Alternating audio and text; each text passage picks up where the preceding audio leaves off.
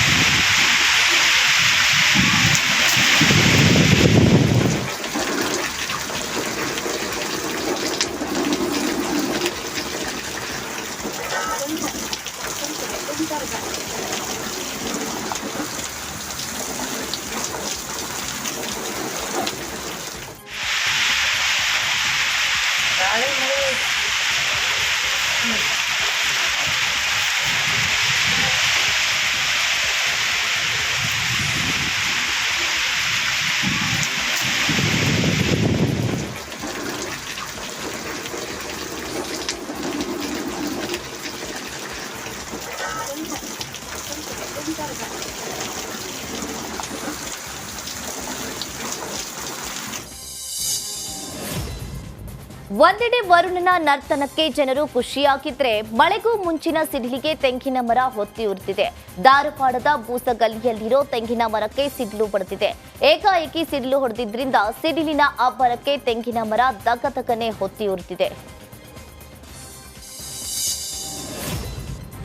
ಕಲಬುರಗಿ ನಗರಗಳಾದ ಮಗರದ ಆಳಂದ ರಸ್ತೆಯಲ್ಲಿ ಬೃಹತ್ ಶೋಭಾಯಾತ್ರೆ ಜರುಗಿದೆ.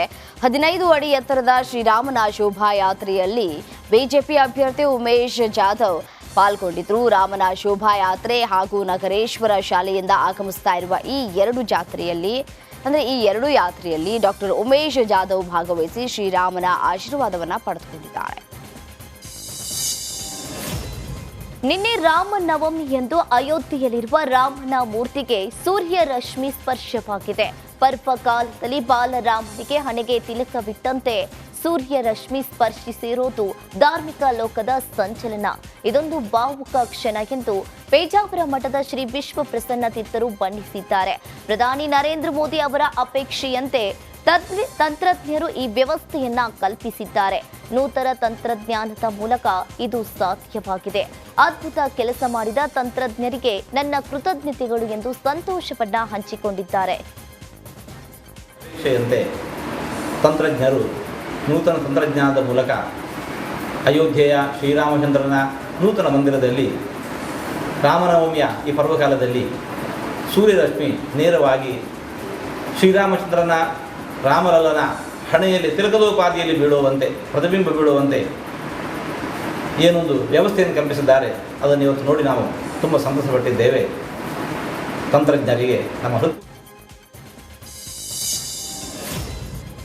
ವಿಜಯನಗರ ಜಿಲ್ಲೆಯ ಹೊಸಪೇಟೆಯ ಮರಿಯಮ್ಮನಹಳ್ಳಿ ಪಟ್ಟಣದಲ್ಲಿ ಐತಿಹಾಸಿಕ ಜೋಡಿ ರಥೋತ್ಸವ ಅದ್ದೂರಿಯಾಗಿ ನಡೆದಿದೆ. ಕಳೆದ 600 ವರ್ಷಗಳಿಂದ ನಡೀತಾ ಇರುವಂತಹ ಜೋಡಿ ರಥೋತ್ಸವಕ್ಕೆ ಸುಮಾರು 5 ಲಕ್ಷಕ್ಕೂ ಅಧಿಕ ಭಕ್ತರು ಸೇರಿದರು. ತುಂಗಭದ್ರಾ ಜಲಾಶಯ ನಿರ್ಮಾಣವಾದ ಬಳಿಕ ನಾಣಿಕೇರಿಯಿಂದ ಶಿಫ್ಟ್ ಆದ ಜೋಡಿ ರಥಗಳಿಗೆ 600 ವರ್ಷಗಳ ಇತಿಹಾಸವಿದೆ. ಈ ಜಾತ್ರೆಗೆ ಮರಿಯಮ್ಮನಹಳ್ಳಿ ಹಾಗೂ ಸುತ್ತಮುತ್ತಲಿನ ಗ್ರಾಮದ ಭಕ್ತರು ಸೇರಿದ್ದು, ಕಳೆದ 9 ದಿನಗಳಿಂದ ವಿವಿಧ ಧಾರ್ಮಿಕ ಪೂಜೆ ಪುನಸ್ಕಾರಗಳು ಜರುಗಿವೆ.